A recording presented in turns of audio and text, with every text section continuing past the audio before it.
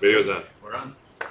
Right now. Right now. Okay, call the audit committee to order.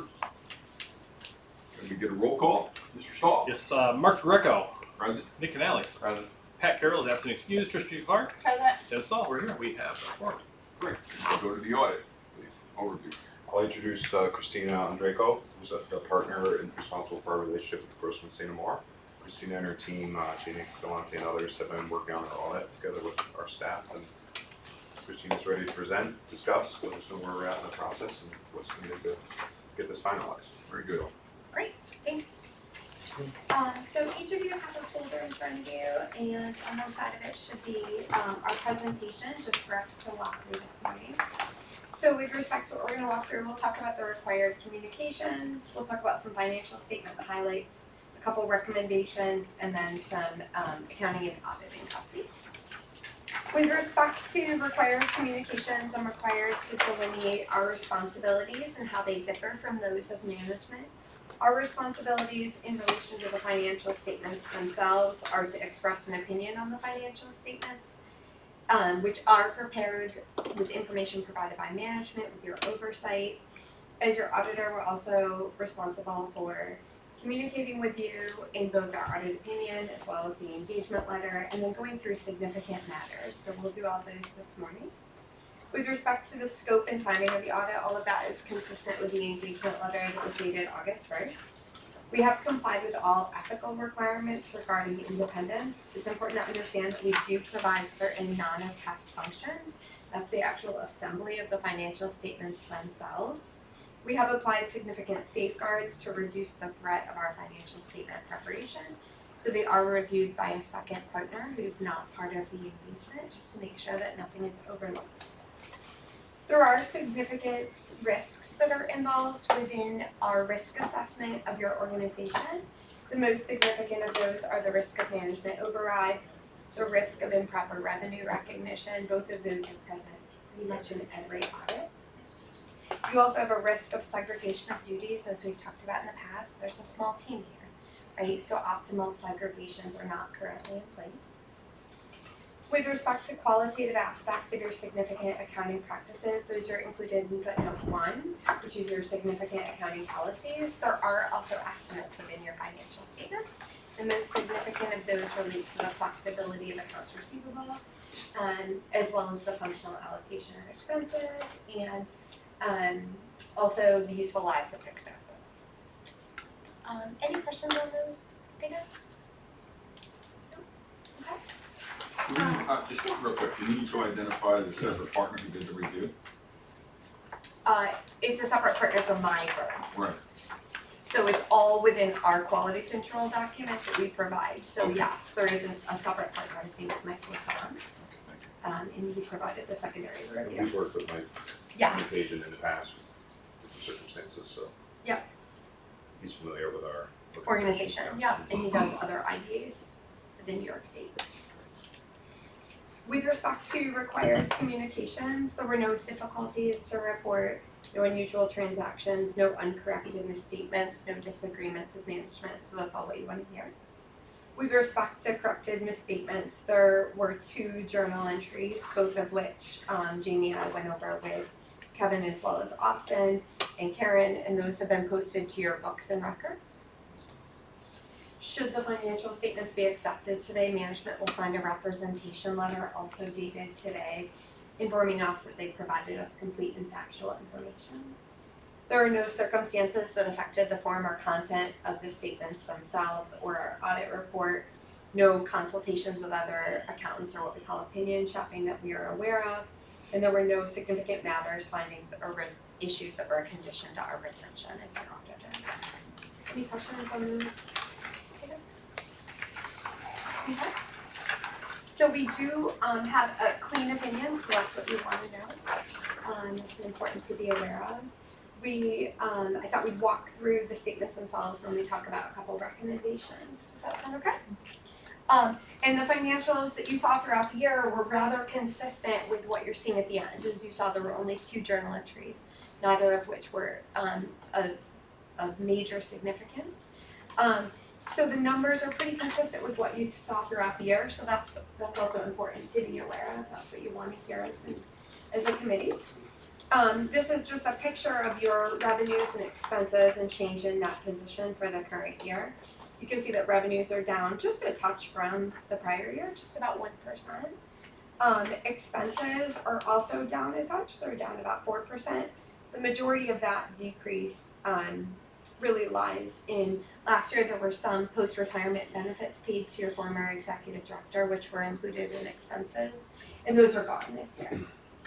Okay, so that's the main Can I- shift there. Yes.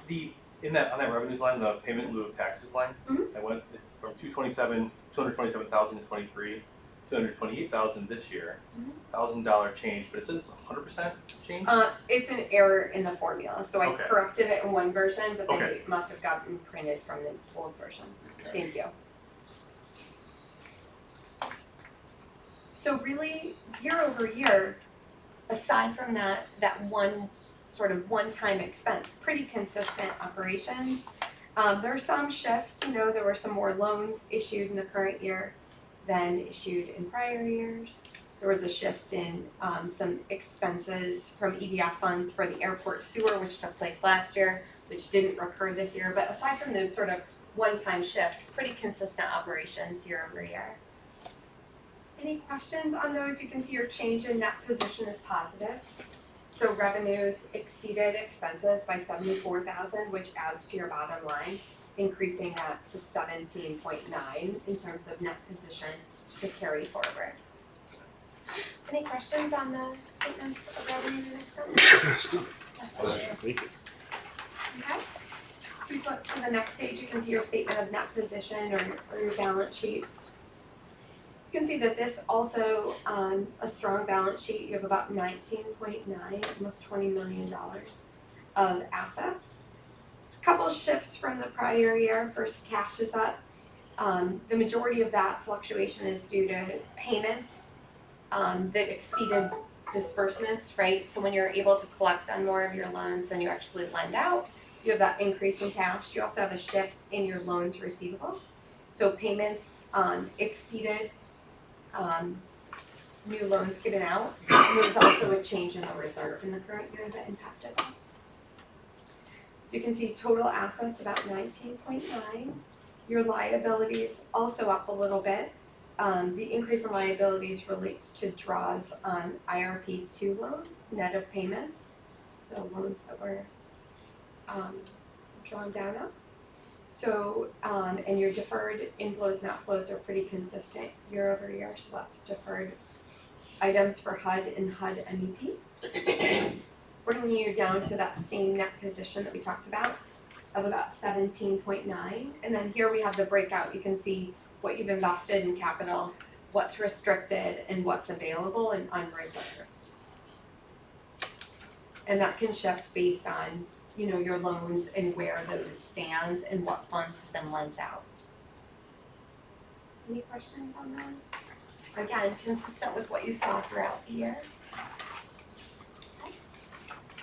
With respect to our recommendations and some items that we observed, so there are no material weaknesses, so that's a best case scenario. There are, however, a couple significant deficiencies that we've talked about in the past. So the first is segregations of duties and oversight functions. So I know I see a lot of familiar faces around the table, so this is something we've talked about in the prior year, and management is working on making strides. I think some of the hopes to secure outside eyes and oversight has not worked out as well as we had hoped, and as well as the committee had hoped. So I know you guys are looking at some additional options for that. Kevin, and Austin, do you guys want to talk about that a we've little bit? actually, it's not in this document, but in the document on the left side, we've prepared management responses and we can talk about these on a case individually. We don't have to talk about them both at the same time here, but in relation to the segregation of duties, we've actually, with new staffing that we've brought on, we've actually developed a segregation of duties internal procedure, and we've actually taken our policies because we had slightly different policies for operation in Oswego County for the IDA, and we've actually taken them and just made them uniform across the board, which helps also to reduce any chance of, just make it always the same procedure in terms of who opens this, who prepares this, who stuffs the envelope and that, and and I think we've developed internally. We've talked to staff, and we've gotten some opinions that it's a procedure that more or less kind of does what we need to do from a segregations perspective. The other thing that we are doing, and this was sort of discussed as well, is that the agency CFO is going to be more directly involved in reconciliation of the payment receipt logs, which is something that had also been identified before. Is to have someone independent from who's doing the work at the front end, who's doing that reconciliation. So that has all been discussed, and that's our plan going forward on that. So we believe that this will finally resolve these issues related to segregation of duties. It's not that anything has happened improperly that's happened, it's just to do this to reduce the chance that something could happen. So it's more from the perspective of we have a procedure in place now that properly segregates things, which and then also the reconciliation should resolve both of those issues that have been identified. Both on the, if I could add, just both on the cash receipt process that we had discussed Cash disbursement. this group before, and then also cash out, like cash disbursement, paying bills, Yeah. AP. Yeah, we've called it a payment receipt and payment disbursement procedure, but it's cash payment, same thing. So. Pretty recently, very recently rolled this out, but also we reviewed with all staff, and everyone's on board. We've been doing some training. Yeah, we've already started the process Amber as well. So yeah, it's not something that we're saying we're going to start. It's something we've started. in place once and for all. So We won't see this next year. Well, we'll see. the process we put in place here in recent times will be audited next year. Yep. Yeah. So we believe based on the changes we made that it isn't certainly enhancing segregation duties and internal control, so if it meets the standards for the audit. What I'll say We is can't find that out next year. right. Next year. We've designed a solution based on what was identified as the problem. I can't say for sure, and Christina can't say for sure until we do this again next year, that it has solved all problems and it didn't introduce any new ones. So I guess that's all we could say for now. But I believe that we've done this in a way that should resolve that issue in particular. And we're hopeful that it won't be reportable, right? And so I think you'll always hear us remind you that you do have a lack of segregation because there aren't enough people to do the optimum segregations, right? But that you're doing everything in your power to oversee that. And so it's our hope that that's just something that we talk about at this meeting, not in a letter format, but in a way just to remind people that you all at this table provide a significant amount of oversight as well, right? So if you see something, ask. If you're not sure about something or want to understand something further, ask. Because it's an important role that you all at this table also provide in providing that oversight.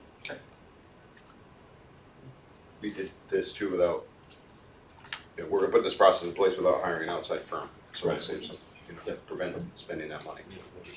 This, I believe, So we have one more item on here, and that is the review of debtors' financial information. And so in the current year, I know management made significant attempts to collect that information, but had difficulty. As part of this, we also had difficulty obtaining necessary confirmations for the audit as well. So do you want to speak to that a little bit, Yeah, and Austin? that's something that Yeah. when you have the amount of loans out that we do, somewhere between 150 and 200 loans plus pilots and everything else, you're probably going to have some that don't respond in a timely manner, and in the window of time that you have from when these go out to pretty much today. So we agree that I think that we've made strides and it's been improved incrementally. It's not perfect, and so we want to make sure that we continue to improve that.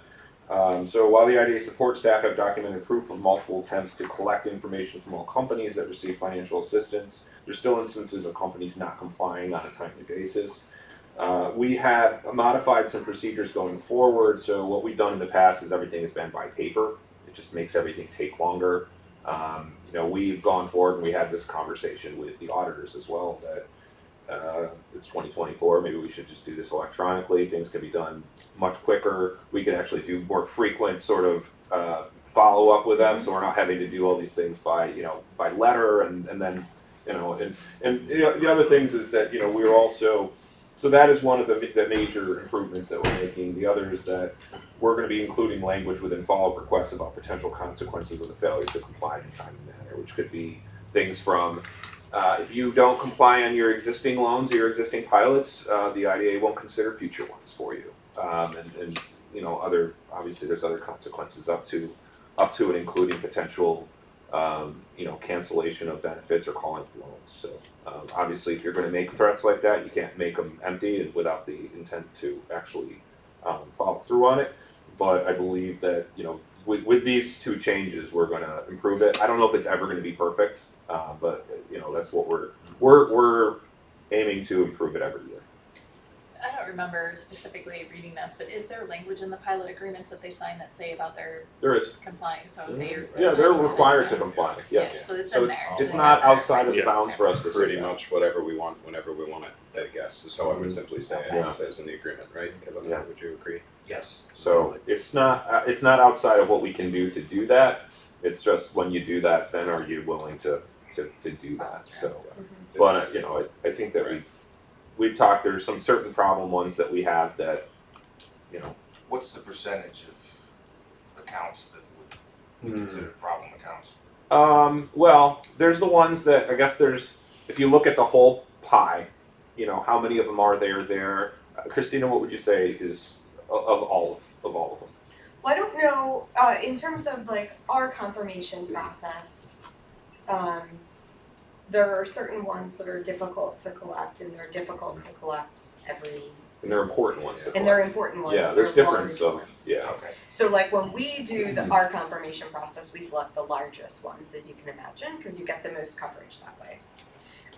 And there's a group of them that are difficult to collect each year. Probably. So I think we're down to about 5. And in the last 2 days, Kevin and Austin and Amber have really tried to put the pressure on to get those. We've gotten 4 of those in the last Right. 2 or 3 days, so. But when you talk about your collection throughout the year, while it is improved, what do you know what your percentage is right now, ish? Not sure. Yeah, I couldn't say what it is right now as a Okay. whole. I think Yeah. we could come up In the with that. 90s? Oh no, it's No. not in the 90s. No, it's probably somewhere between 50 and 70%, somewhere in that What we range. actually get back. So it's Not surprising. yeah. Is some of it a timing issue if people are, companies are getting extensions and, we're, And that's a Getting timely extensions, response. That's You not get an just extension no till response. October, right? September, And and here we are, yeah. October Yeah. 15th and it's October 22nd today. I mean, I don't know if that has something to do with it, although we are on a different fiscal year, but I do think that doing this electronically is going to help I as agree. well. Mhm. I think that people get this thing in the mail and it's just not working the way it should be at this point in time. I think that people expect things electronically, and also it creates a lag in terms of if it gets sent out, then how long does it take to get there, and then how long do they have to see it, and then how long do they have to then respond and send it back? And so electronically, we can just take this down to a day versus weeks. So, I think that those things will improve that. I think that, and when I use that number, I'm saying timely. It's not that they never respond. It's just within a timely manner. We still have things trickle through later on. It's just not within the time window that we'd like to get it. So those are our recommendations. I don't have any new accounting updates that I foresee impacting you, so I don't have anything to present with that. Any questions for me? Any questions about the statements themselves? One other thing I do want to say is that for those who've been on the board a while, you do remember there was 3 in the past. We're down to 2. We have gotten our policy or our procedure for parish reporting down to a point where we are reporting on all entities in a timely manner. Which is a huge accomplishment Mhm. in my estimation. I'm just here. And it's a lot of people's effort to do it Yes. because it's everything from the audit to internal staff to pulling things together related to other things that we're gonna look at part of this meeting and a report and everything else, so I think we're tightening everything up and we're getting it so that we're good in all facets. Mhm. And thanks Yeah, it's a to- very detailed report. Thanks to Christina and team, pass along some thanks for just working with us on getting the schedule that should work, so. For this week. So. Concluded the presentation. I'll look for a motion to approve the audit. Forward on. So this I'll- committee is yeah. recommending. I'll make a recommendation that this committee recommend to the full board to accept the audit. I'll second that. Thank you. Any further discussion? I just think it sounds like you guys have put in plans to address those concerns, and I look forward to finding out next year if those were acceptable. Me too. All right, all in favor? Aye. Carries forward to the board. Okay. Is there any other business that we need to attend to for the audit committee? Do you guys have a desire to do an executive session?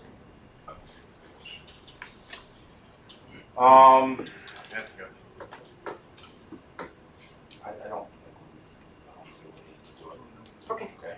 Great. Feel the need to. No, I would tell you if I did, yes. Before Yes, this Tim and I meeting. already connected, yes. Yes. Great. Say that. We had a conversation. So you guys have to formally I'll make a close motion the to- audit committee. To close the audit committee. Second. All in favor? Aye. Opposed? Motion carries. Should be closed. Just keep the camera rolling. 8:59. Okay, rolling, right? Yeah. So you wanna So maybe roll into the regular? cameras in the room are still on. Okay. We're transitioning to IDA meetings, so. Let's call that meeting to So order. we'll call the IDA meeting of October 23rd to order. Me too. Thanks, Christina. Thank you. What time? 8:59? And we'll ask Tim when he's done to do a roll call of the members.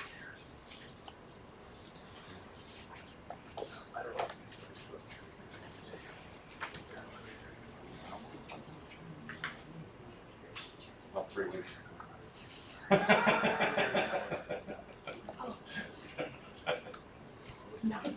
Since last week. Sure.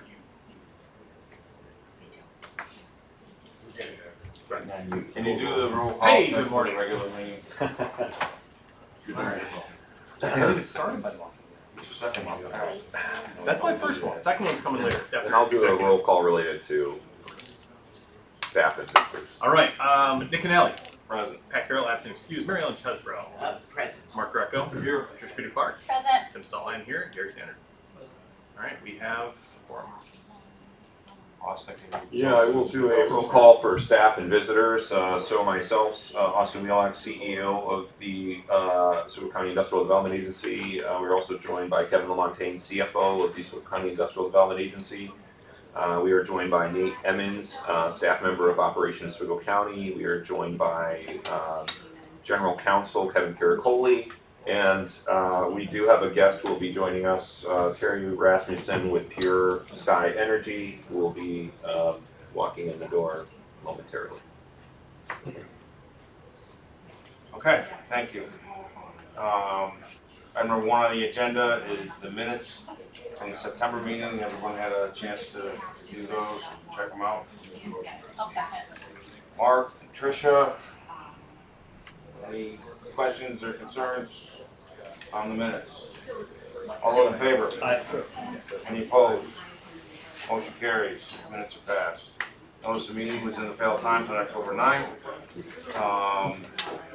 The audit for the year ending July 31st, 2024 for the IDA was presented to the audit committee this morning. It was forwarded to this committee with a recommendation for approval. Can I get a motion to So moved. do that? Motion by Mark, Second. seconded by Mary Ellen. And can we have any discussion on that? Any questions or concerns or comments?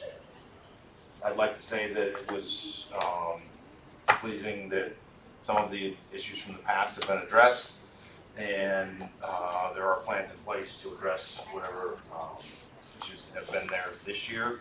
that have been challenging for us because of the small staff, and I think that we're moving in a positive direction, so.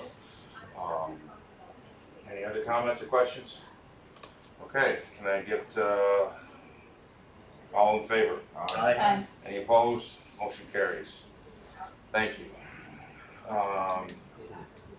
So, item number 4, ASD Baldwin New York Solar LLC, Boston. What I'm gonna do is, we actually have a representative from the company here. Sit right here if you want. Yeah, Terry Rasmussen, and I would like him to just kind of give an overview of the project. I do want to state that for the board's information, this is a project that originally came before the board in 2023. It has received all local approvals, and we did hold a public hearing in the town of Valney yesterday. And after Terry talks about the project from his end, I will do a sort of give a read through of the minutes of that public hearing. Terry. Alright, so our project ASD Baldwin's been a long time coming, you guys have seen us before. Just the delay in the project has been caused by National Grid. They have to do some upgrades in the substation and some line work, and they were originally telling us it was going to take 5 years to get a breaker for the substation. And since supply chain has now worked itself out, that's going to be done by spring this year. So we got our approvals for the town, we pulled a building permit, we're finalizing our financing right now. So we're ready to start construction potentially as early as December for site work, and then into the spring for the launch of the site. So the project is a 5 megawatt solar project. We do have approvals for and are contemplating adding a small battery storage project, which would be 3 megawatt power, 9 megawatt hours. The only why it's still only tentative at this point is that the state hasn't released its incentives for the retail storage things that they're proposing, and we're at a time where we kind of need them to give us a definitive timeline so we start procurement. And if they don't give us a timeline within the next 9 months, then we're going to abandon the battery idea. Okay. Just a bit on the Would it battery. be something you do in the future possibly? If It'd be constructed so it could be added, but then I think we'd have to go back to the town with a building permit and potentially revise. At that point, once it's built, I don't honestly just do other approvals, but it would be a few years. Think about it. But the best was approved through the planning and Yes. zoning process? Yes. So turn it over to Kevin to talk a little bit about the actual financial assistance being contemplated for the project. Right, so we've worked with ASD Baldwin New York Solar on an application, and they've, you have the cost benefit analysis in your packet, so you can see the details of the project. I've covered some of that already. It's a portion of the 94 acre parcel approximately. It'll be just under a third, or just over a third of that at 35 acres for the project development. And that'll be the section of the property that's exempted under the pilot agreement. You see the project cost of $18.4 million. They've applied for a pilot under other benefits also, but the pilot would be under our solar UTEP deviation policy, a 20-year pilot at $7,000 per megawatt with a 2% escalator. So first year payment would be $35,000 on this 5 megawatt project. That's under our current. Yeah, they revised this spring. Okay. This spring. So we met with Terry and his team early on when this application was sort of reinvigorated to go through those changes, and we basically right from the beginning when we got this restarted, we've been working with Terry on that. So, those kind of assumptions, let's say, with the pilot. Purchasing the land or leasing the land? Purchasing. You're currently under option, I think, to purchase. Yeah. And you can see also on the cost benefit, they've applied for, in addition to the 20-year solar UTEP deviation pilot, mortgage recording tax exemption of $450,000 and, Value of $3,300. Yeah, those are financing sources, yeah. You can see down at the bottom, sales tax exemption and $574,919.04. It's a very precise number, but that's what's in the application. And mortgage tax exemption of $3,375. The mortgage and the those are just financing sources. The mortgage amount of $450 results in $3,375 mortgage recording tax that they've asked to be exempted at 0.75%. Anyway, that's basically the overview. One thing I do want to state, this project is on a site that was a former topsoil mine. It's been I wouldn't say 100% stripped of topsoil on the entire site, but primarily the location of where the project is going to be has been stripped of soil, and so looking at potentially best and highest use of property, it's a challenging site for the town now because of its having been stripped of soil.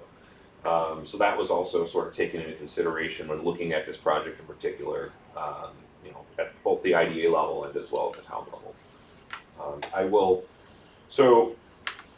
You have the cost benefit analysis in front of you. You don't have the minutes of the public hearing, so I'm going to go through those right now and kind of talk through what happened. So it was I would say it was a pretty lively meeting for an IDA public hearing.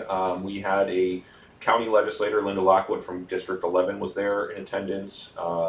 Supervisor Standard was there in attendance, as well as the Town of Albany assessor, Deborah O'Hearn, and then 4 people that were Town of Albany residents to hear more about the project.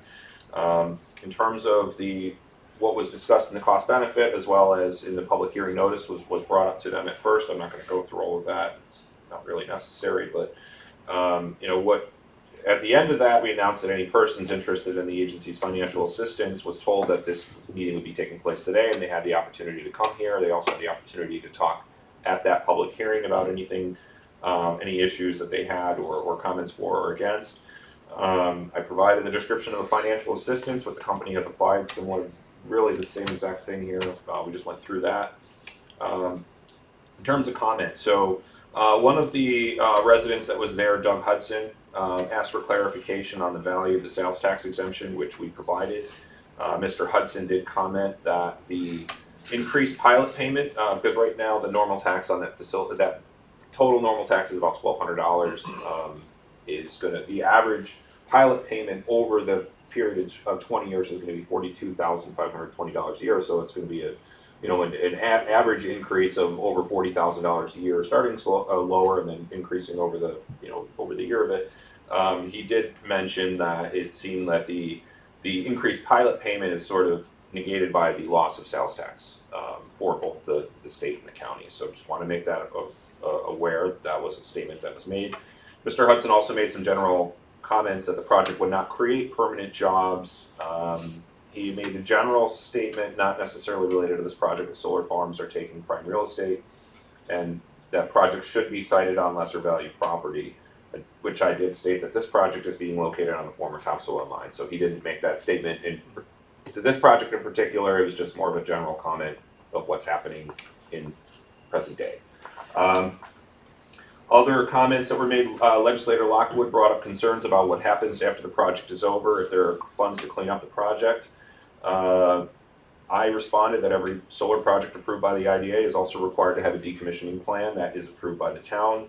And Mr. Rasmussen, who is here, commented that the panels would be recycled and that a decommissioning bond is in place for the project. A question was asked about the source of the panels and equipment for the project, which Mr. Rasmussen stated the project intends to source U.S.-made panels and components. There is currently an issue, or has been in the past, of not enough domestic supply for recent projects, but they intend this project to be U.S. domestic supply. Also stated that the project construction would be paying prevailing wages, and that there would be opportunities for local labor to be utilized to construct the project. There was a question about project timeline. Mr. Rasmussen stated that the company would like to start site work before the end of the year in November, but that the panels themselves would not be installed until spring 2025. Legislator Lockwood stated, this was my question, stated that the site could potentially be used for other uses, such as residential, that could generate the same or more tax revenue. She also stated she did not feel there was sufficient information provided to the public about the project, and that she stated that there are people against it. No real information about that other than the 4 people who were there. I stated that the project had been previously approved by the town of Albany in 2023, which is still valid, and that the IDA's process is separate from the town planning and zoning approval process. The IDA's only involvement is the financial assistance being considered. Ms. O'Hearn, the assessor of the town, asked how the pilot payment would be distributed.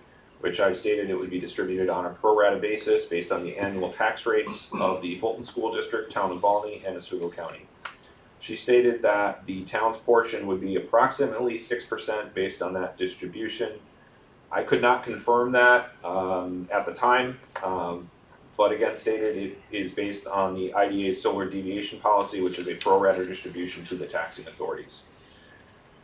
There was a question if the developer has other projects in the United States and where the owner is located. Mr. Rasmussen stated that the company has been developing and operating solar projects since 2017 and has multiple projects in New York State and many more around the U.S. He also stated that Pure Sky Energy is a Colorado company, and that the two parent owners of that company are headquartered in Toronto, Canada, and Australia, respectively. Mr. Hudson asked a question about who to go to regarding the reduction of neighboring property values. Ms. O'Hearn, the town assessor, stated New York State has done studies that show no impact on adjacent property values, and Mr. Rasmussen also stated there are independent studies that confirm that. Another person in attendance asked to clarify the financial assistance numbers provided, which I again stated the mortgage recording tax exemption values, sales and use tax exemption values, and property tax abatements being considered. A follow-up was asked to provide what the information would be, what the payment would be without a pilot agreement based on just the assessed value of the project. I provided that number, but I also stated what the current taxes are paid on that property. As a follow-up to that, Mr. Hudson asked if the project benefits were not approved, would the company pay normal taxes on the property? I stated I am not aware of a similar community solar project in New York State that pays normal taxes based on assessed value. Mr. Rasmussen stated if benefits were not provided, the company may seek alternative real property tax exemptions through New York State, Section 487, which would generate no new taxes for 15 years for the taxing authorities. Mr. Rasmussen also stated that the state approved a new valuation model that applies a depreciation schedule to the assessed value. That was part of, I believe it was part of earlier this year's approved budget. I'm not 100% sure on that, but I do know of that program that exists. Question was asked who makes the decisions related to financial assistance, which I responded there is a 7-person board, provided the time and the place when the project will be considered. None of the people from that meeting are here today other than Mr. Rasmussen, Mr. Stannard, myself, and Nate Emmons. There were other questions asked that were variations of previous questions or not specific to the IDA's involvement in the project and were not included in my notes here. There is a video which captured everything. This was a 55-minute meeting, so it was pretty long for a public hearing. So some of the comments were consolidated down just so that we didn't spend 55 minutes here going through it. But that was the comments of the meeting. It was not untypical of solar projects. A lot of times there's just a lot of unknown information. I would state probably also because this project was originally approved by the town in early 2023. Some of that information is sort of forgotten, and so people don't know, they're not lining up a local approval process with an IDA process that's following shortly afterwards. So I would say that probably led to some of it. There's also been some speculation in the town of Valney that a project was happening in one location because people were out doing solar borings and stuff. So some of the people who showed up were thinking it was related to that when it was not, and it was in a different location. So one other thing I want to state, this is separate from the public hearing, but the Fulton City School District also provided comment saying that they have no problem with the pilot agreement. They just want to make sure 2 things: 1, that a decommissioning bond is put in place for the project, and 2, that they are provided a copy of the pilot agreement with the how that is distributed to them after approved, if approved. I won't say after, but if approved. That was in an email format. So that is the public hearing for this project. Let's say it started at 10 a.m. or a little after 10 a.m. and it ended at 10:59 a.m. Regarding the school district's comments, as we know, the decommissioning bond requirements that one is in place, satisfactory to the town, is in our policy, so Kevin would ensure that that's in place before we ever close this. a documented proof. And also, we do provide it, just for information, we do regular, it's routine to provide all the taxing jurisdictions pilot agreements with the schedule in the appendix of the payments. So in the years, tax years that it starts and so forth. Once the pilot is closed, we issue a 412A, a standard form within a pilot agreement is attached. So we do take care of those things. I do have some questions. The battery storage, you say maybe down the road you'll be putting it in. My concern is fire and battery storage. And what, if anything, have you done to support the fire response should you have a fire there? In other words, the local fire department, these are all volunteers. Yeah. Right? They're going to respond to a fire at your facility. Is your company going to provide any training, tools, equipment to that local fire department in order to respond to these fires, should they have it? Yeah, I just had a conversation with Gary yesterday, and what we will do, we will pay for and arrange for a training session with battery experts for the fire department. Have you had many fires in any of your storage facilities? None. None. Just on the matter of fire, if you don't mind me talking, New York State has done a big investigation and put together standards and requirements for energy storage going forward based on a few incidents that happened. Also with our projects is we procure a particular type of battery, lithium-ion battery called lithium ferrophosphate. And it is, one of its characteristics is that it is very resistant to any sort of thermal runaway. So we haven't had any documented fires with this type of battery chemistry, but we do monitor it 24/7 down at the individual cell level, so we tend to detect any faults very early on and respond to it. I understand, but they still have fires. There are fires with lithium-ion batteries and even some energy storage facilities, but we do learn from them and improve on that every time we do a project. Terry, could you state that is the technology that you're using different, fundamentally different from the ones that have had fires? From the ones I've seen, I can't speak for every single battery fire, but all those battery fires were typically, they were the cobalt or nickel metal cobalt chemistry of batteries.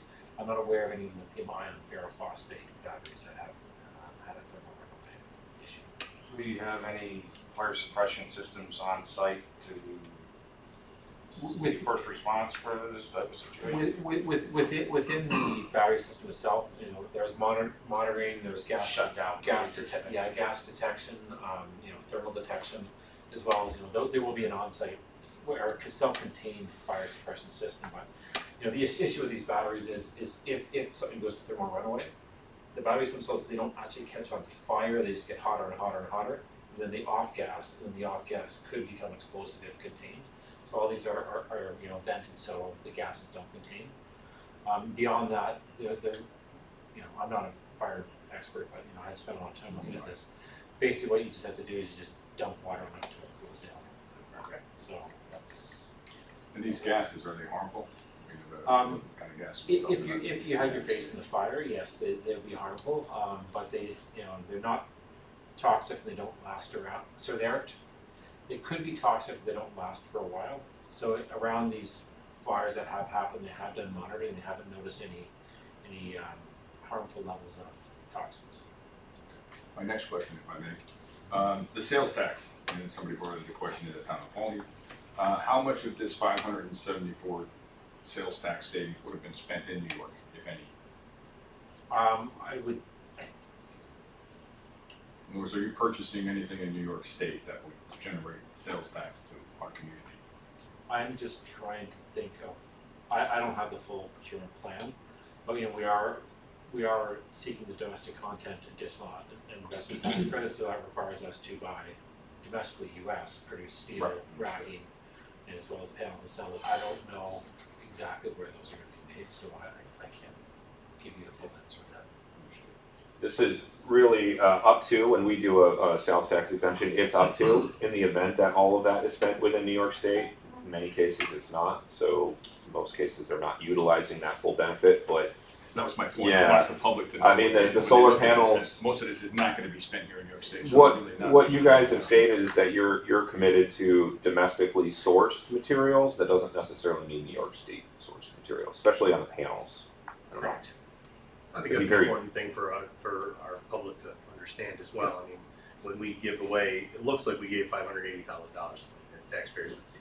The reality is, number one, only half of that, even if all of it was spent here, only half of that would come to us in our community. It would be distributed pro rata anyway, in addition to that, and realistically, almost none of this, I would like to see that, maybe we can put that into some of our conversations as a follow-up to see where it was purchased, because I think that's important information. We've done enough projects now that we could probably go back and find, we approved up to this, how much was actually used.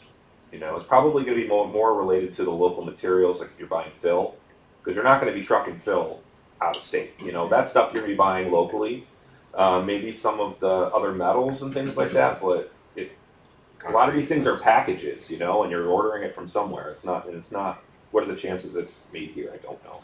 I don't want to speculate on that, but it's. Be an interesting thing to find out. Yeah. As it passes. Yeah, we shouldn't have to speculate, I feel like that's Yeah. information we should have access to. We can pull that together. As Kevin pointed out, there's probably a significant amount of concrete used in setting up these forms, right? I mean, that would be somewhat of a tax. At least there's pads for the equipment generally, but Yeah. aren't the solar panels these days, are they stakes? They're ground, effectively ground screws, so Yeah, we'll right, screw them ground in. screws. Concrete's only used for equipment pads. Okay. We will bring aggregate in for the roads and that. My understanding, Terry, please correct me if I'm wrong, is and that's a less of an environmental impact, less It is, disturbance of less topsoil. et cetera. disturbance, easier to Yeah. decommission, because you just unscrew them to bring them out, and, less cost too. Concrete's expensive. Yeah. Was there any local community benefit agreement? We had talked about having that be a requirement. Yeah, so I believe that there's conversations going on right now between town and developer related to that, Okay. outside of the pilot agreement. Don't we require it as part of our? I would require to close. Okay. Understood. Yeah, require to At least close. the demonstration that Right. that the community and the developer have discussed that. Yeah. We leave all of those terms up to the two parties, stay out of I mean, that. it is a unique situation where we have a representative here from the town who could say at least that conversations have Yeah. taken place. No, I just want to make sure that that's checked before we close. Can I ask a little bit as far as our UTEP does not include any battery storage? There's nothing in there that adds an additional charge. There's no standard plan for that. This is, I believe, the first one that's come before us. I would believe, as we've talked about, there is a added cost to the community potentially, which means there is some liability. I would expect there'd be some sort of an added cost to that. This is again the first time we've discussed it. Maybe we can talk more about that down the road as part of our plan, but I do think it's something we should look into. Our current policy includes battery storage as talked about as part of the overall package. No one has, to date, has utilized that. And there's no guarantee this project would. Sure. So I think if it's something that we see, especially as you said, Terry, if the state does come out with some new thing and then these become the way to go going forward, which I do think that the state has said, hey, this is intermittent power, how do you make it more reliable? You kind of have to add the battery storage to do that. It could be something that we consider for future projects. How that is included, or is there, how do you build that in? Because it did. I mean, for this project, I will say that your project cost is an $18 million project, and some substantial portion of that is in the battery portion of it. So if you don't do the battery portion, that project cost will shrink accordingly. So I don't know. Do you know, Terry? I know it's putting you on the spot off the top of your head. How much of that battery, or of that portion of the project, is related to battery? Let me do the math in my head. Like 2.7 million. 2.7 million. So are we approving then the entirety of the project today? Has the town approved the entirety of the project? There would not be a return visit to discuss I this? don't believe so. I If believe it goes through and the Right. financing makes sense, they have authorization to do it. Yeah, that's it, that's what that's what's in front of us. So this could be something outside of our board then, the battery storage piece could be a part of the conversation of the local community benefit. And maybe that would satisfy. I think that's exactly where it Makes should sense. be Yeah. left. I agree. Particularly to Mark's point. I mean, the immediate benefit or detriment, I suppose, to hosting a facility like this with a battery energy storage system is directly, the community is directly That's fair. impacted. So host community benefit, similar to what Terry mentioned about training and perhaps some equipment, I've seen agreements like that. I think that's best left between the impacted community, the town that hosts it, and the developer. Especially because if we were to say just change our standard to instead of 7,000, make it 9,000 or add to that, then the actual pro rata amount that the town or village is gonna get, who's directly affected, would be very small. So I think that's a good point. Yeah. Yep. Okay, thank you. I said about things that with the community and sales tax, what about the maintenance? Is that something that you hire locally or? We hire the local contractor, so we will have an O&M contractor that will cover a certain reason, but, you know, because of, you know, accessibility, they're usually within less than 100 miles of our site, so. And these systems, and I don't wanna speak for Terry, but I've been around enough of them too, that they're pretty low maintenance. Right, they're only a couple of times a year that they would come in. They have to come in and make sure everything's done, and usually have trees around them. Yeah, so we are at, you know, this site is very well screened. We are you know, adding in some shrubs in areas where there could be during the fall some visibility. So there's, you know, there's grounds maintenance, so cutting grass and making sure everything is up to date on is still living. There's that. Then there's, you know, there's some maintenance on the inverters in case there be some battery maintenance if we put it in, and you know, then beyond that it's an incident basis. And then if there's snowplow too, so we have to maintain access. And we do have an existing project through the IDA with just like, you know, I think it's less than a mile down the road. So we have a presence here. So this is in Volney on County Route 6. Can you just refresh my memory where? Just it's like a quarter mile north of County Route 3. In the intersection of 6 and 3. All right. Yeah, it's in the northwest corner of that. Between Baldwin Road and 6, kind of. Okay. It's a 90+ acre site that it has a little bit of frontage on it, but not much. I mean, yeah. So there's an existing access road that you would have to improve as part of the project. And one of the other things that was mentioned yesterday in the public hearing, I didn't put it in here, but as part of this, they have a pretty substantial interconnect fee with National Grid, one to make some substation improvements, which then actually benefits the entire area that's serviced by that substation in terms of some modernization and some resiliency. And they also have to make improvements from that substation to the line to the site, so everybody who is along that line will have benefit of new wires, new poles, all that. You know, so it's not obviously a benefit to the entire town, but to the direct area that is then serviced by that. This company is making that investment so on behalf of to get the project done.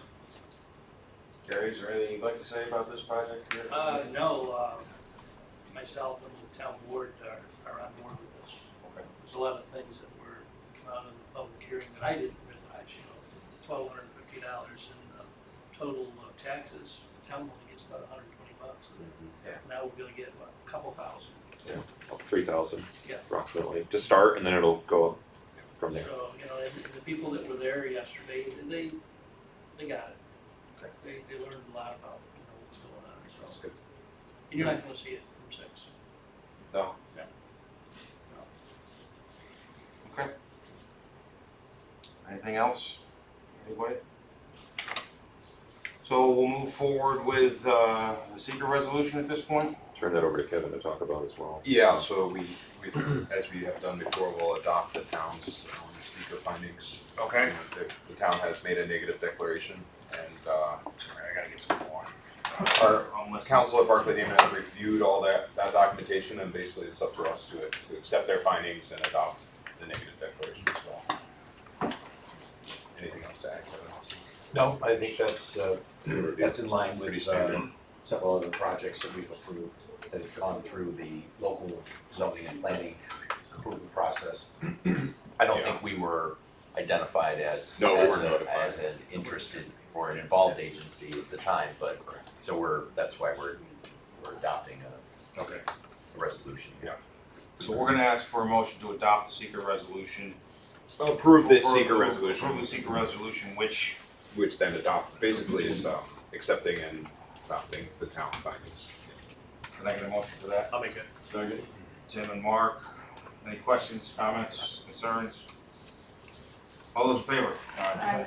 Any opposed? Motion carries. And the inducement resolution, I'll make a motion. Tricia? Second. Mark? All right, any comments, questions? Kevin? Austin, nothing?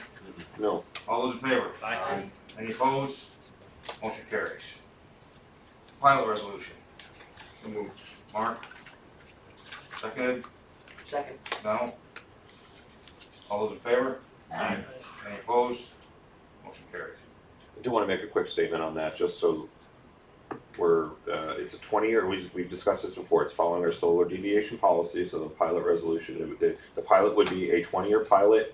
Year one would be $35,000 of payment, the 2% escalator per year, so in year 20, the payment that will be distributed between the taxing authorities is $50,988.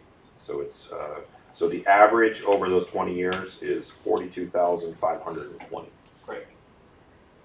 Compared to the 1,250 that they're getting now. So. Okay, that has been approved. Final approving resolution. So moved. Mark and Tricia. Any comments, questions? All those in favor? Aye. Motion, any opposed? Motion carries. Okay, All right, thank you. Before you go, I got one question, has something to do with it. How far down do those mountings, brackets screw into the ground? It depends on the soil conditions, typically 5 to 6 feet. The soil is looser, it's more, it's tighter, it's less. Sure. Winds are pretty strong up here, so they have no It's the problems frost with it? heave. Oh, The frosty. Frost Okay. heave, in Frost. the Yeah, I get yard, that. frost heave is always way stronger than wind. Very good, thank you. My deck went through. Thanks. Thank you. Yeah. Thank you, Terry.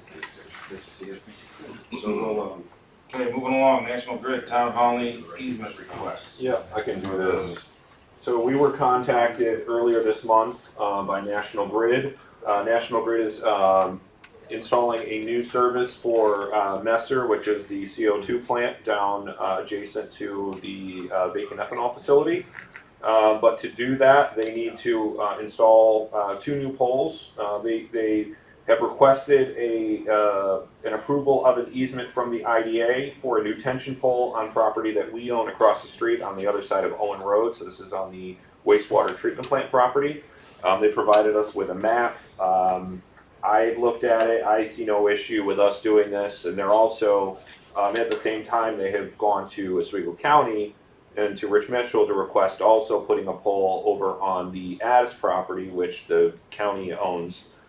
So that is a separate process that they're doing, but they need the pole because the power is on our side, is on the other side of Owen Road. So they need to put a pole up there, put a pole on the other side, and then serve them with a new service. So part of this is with the issue related to with that all being one facility at one time, the power was all kind of connected together. This allows them to get their own separate service, and they aren't kind of tied together to the other mess that's going on.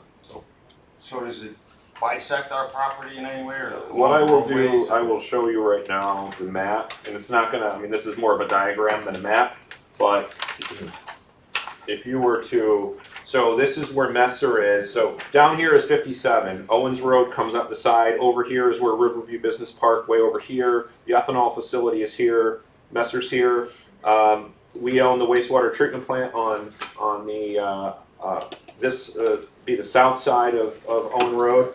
They're asking for a pole to be put here for our property. They would then put another pole here and then another pole there. So they're going to have 2 requests for the county, and they're having 1 request for us. And they need ours as a tension pole.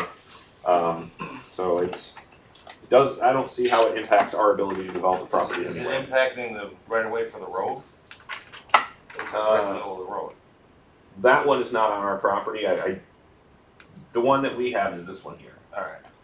So that is another process they have to deal with. I'm guessing it's County. probably on the shoulder or within the right of way, but not. But poles are often within the road. Yeah. The right of way extends beyond the road itself, so it would have been better to have an aerial image that kind of overlaid it, but they just provided a diagram. Okay.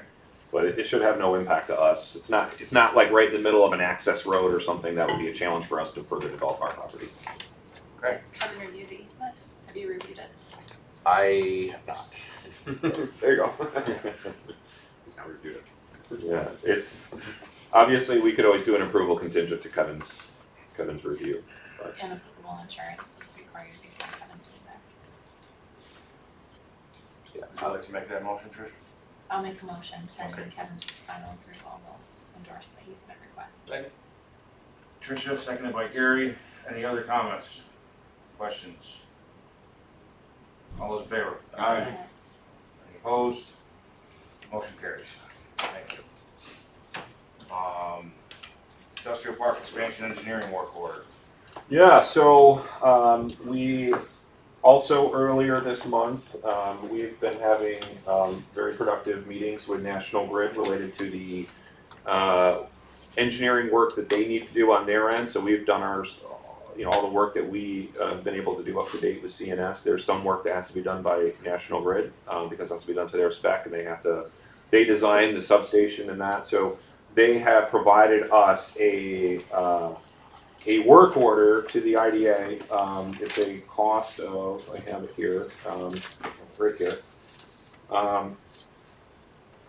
And this is something they do, so it's not something we can kind of shop this out for others, but it's a $10,000 cost for National Grid to do the engineering. It's the engineering review fee for proposed industrial park expansion. And this pretty much, what this does is it creates a work order for us, and it moves things forward. So I am requesting that we get this approved and we move forward. And this money will come out of allocated funds. that we've So, already allocated. yeah, and we don't, and I'll just say now, so this isn't something we need to discuss in executive session related to this. There's already funds that have been set aside in pilot EDF that this is an appropriate use for. So my request would be that we approve it and pay it out of pilot EDF. We can do that in open session. I'll make that motion. Motion by Mark, second. A second. Mel? Any questions? One question I have, is this gonna be a substation there, or is it just, The plan that they are going to do is to install a new substation within the park. Now, when they say substation, it's not a ground-mounted substation, it's actually a pole-mounted substation. It would be a 5 megawatt there, what their proposal is right now. But part of this work is them making sure that everything about it works, and that it will, work coming off of the 34.5 line, because it has to be a step down. It's the 34.5 line that runs along the rail. So it's 34.5 step down to 13.2 power. So these are just, think of it like it's the voltage, of what it is. So it's coming at this very much higher voltage down to a somewhat lower voltage that then runs through the park. And our engineers have done the work that says that this is what makes sense, but they have to do their review, and this allows it to become a project that they then can have ownership of and it'll be sufficient amount of energy that we need to start. to start? I start. think it should, yeah. No, that's a lot. Yeah. Yeah, 5 megawatts would be what would serve the park. And so we have also, this is obviously separate from this, but we've had several meetings with National Grid and our engineers, and we've developed some, what the estimated loads are based on averages of other buildings in the park, as well as the things that we're looking to bring in. And it should satisfy our needs, unless somebody was to come in that had a massive need. But we're not trying to attract to that, because we know we don't have the infrastructure to support it. So, but yeah, 5 megawatts is pretty substantial. Okay. I'd like to have it be 50 megawatts, but we'll see down the road. Any other questions, comments, concerns? All those in favor? Aye. Any opposed? Motion carries. Thank you. New York State Confidential Board Evaluations. Yeah, I'll do this one as well. So this is something that the IDA has to do every year. This process was started earlier this month, went out by email to all of the board members. I believe now that, I believe all the board members have responded, or will be responding by the end of this meeting. Because of this being a confidential board evaluation, it's all anonymous, so I don't know for sure. But if we have 7 responses, we know we have them all. What the plan would be is then we will provide the results of that board evaluation at the next meeting in November, and we are then required to submit to Authority Budget Office by December 31st. So everything's moving along on that, and we'll hit the next phase of that at the November meeting. Okay. There's no vote that's required for that. Nope, not at this time, no. Just wanted to give a status update. Okay, annual report. Yeah, so you have here in front of you the fiscal year 23-24 annual report. This is also a document that is required to be filed at the same time as our audited financial statement. It's part of our Harris reporting, which is through the Authority Budget Office. So this is something we've taken what we've done in the past and we've tweaked it, we've updated it, we've tried to make it a little, we didn't, there's certain information that you're required to have in an annual report, and then there's certain information you're not. We have everything in here that we are required to have, and we have additional information that we think is important to tell the story about in terms of things that have happened over the year. A couple things in particular that I wanted to point out. So we've always had our project assistance in here. One of the things that we've added is that a lot of the action that we take is consent action, which is done by resolution. And while I don't believe we're required to have it in here, I thought it's important that if we're doing a resolution and we're having something authorized, that is included here on a line item basis of projects. So that's on page 9. In terms of other items here, there's the information has been put in from the audited financial statement for what you see in front of you. There's no changes on that, so there's no need to make any update. One thing I will say, and it was actually identified earlier in this meeting, is that Mark, you are on the governance committee, and so we'll put that in before. If we get to a point where this is going to move to approval, then with that change and any others that are mentioned. But yeah, it's pretty obvious when I'm looking. There's supposed to be 5 members per committee, and there was 4 in that category and 5 in the others. So anyway, but no, I mean, there's no other. I mean, this is a document really that is required by the state to be filed on a yearly basis. The information that we use here is related to specific project information, as well as other reporting that we do over the year. One thing I would say is that all the objectives that we have in here are probably not required to have in a report in this manner. And some of the things we're doing is this is a document that is being updated incrementally. So I didn't want to make wholesale changes, but we've already started making some changes. So I would say that for next year, we're probably going to take some of those things and we will take those bullets and maybe make them into some sort of a chart or some other organized manner that is a little bit more visual than 40 bullets. For the objectives? Yeah, that's something. There's nothing saying the way you're supposed to do it, but I think that we could make that a little bit better and more visual. So, but like I said, everything else from the compliance, compliance things are things we have to report on. In terms of the real property owned by the agency and any sales of property by the agency, those are to be reported on. Material pending litigation has to be reported on. So all of those things are in here.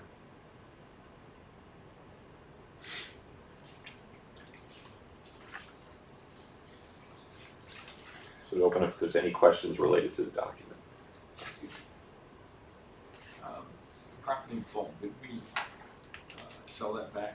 It has not been sold back yet. There is a contract in place to sell it between all the entities, but it's not. It hasn't. The transaction hasn't closed, and this would only be transactions closed up to July 31. So, yep.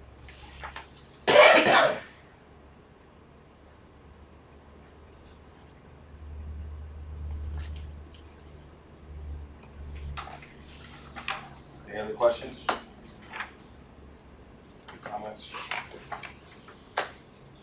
We need to approve this. This has to be approved by the board so that we can put it up on our website and we can submit it for Paris. I'll make that motion. With putting Mark's name back on. Yeah, I need to do that. Yep. I'll second that. Yep. I'll second. I'm gonna go vote on that. We'll just wait for Motion by Mark, seconded by Tim. Any more comments, questions, concerns? All in favor? Aye. Any opposed? Motion carries. And We'll have to have Nick sign it, as the, Okay. yeah. That's the other thing we need to do is that now that it has been authorized by the board, it'll have to be signed by Nick as well. Okay. We'll have that copy with the, with that change put in there, so you can do that. So, at this point, looks like we need to move into executive session. Kevin, can you tell us why? Yeah, be discussing the personal financial information of particular individuals. There's a couple of different reasons. Discussion of potential acquisition of property that if it were to be made public could impact the ability to acquire the property. Also, there's some updates on pending or threatened litigation. We've got a whole bunch of reasons today. So moved. Mark made the motion to move into executive session. Can I get a second? Sal? And any questions, discussion? All those in favor? Aye. Any opposed? Motion carries. We're now in executive session at 9:48. Yeah.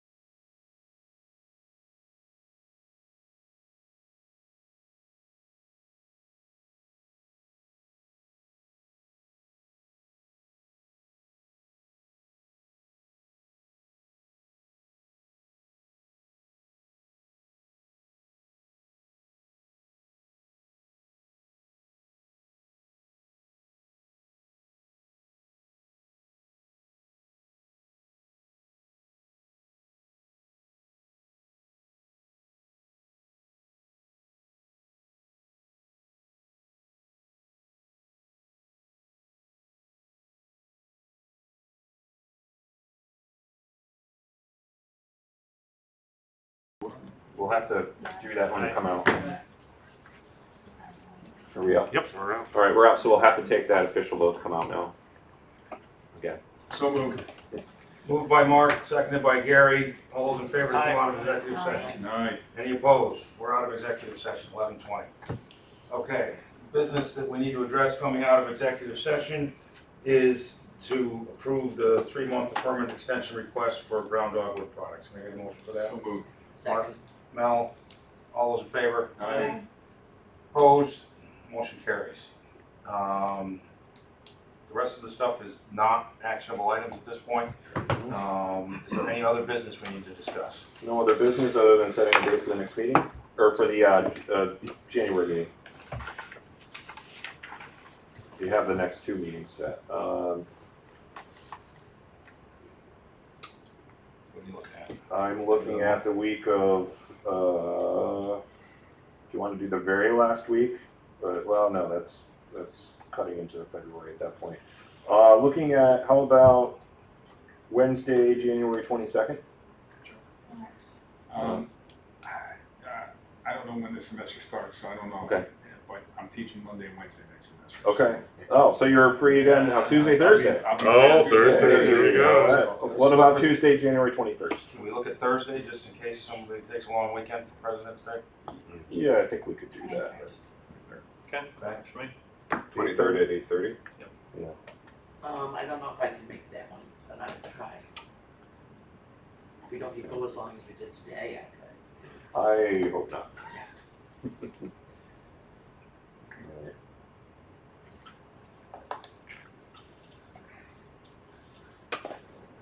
you do a motion to adjourn? Motion to adjourn. Second. All those in favor?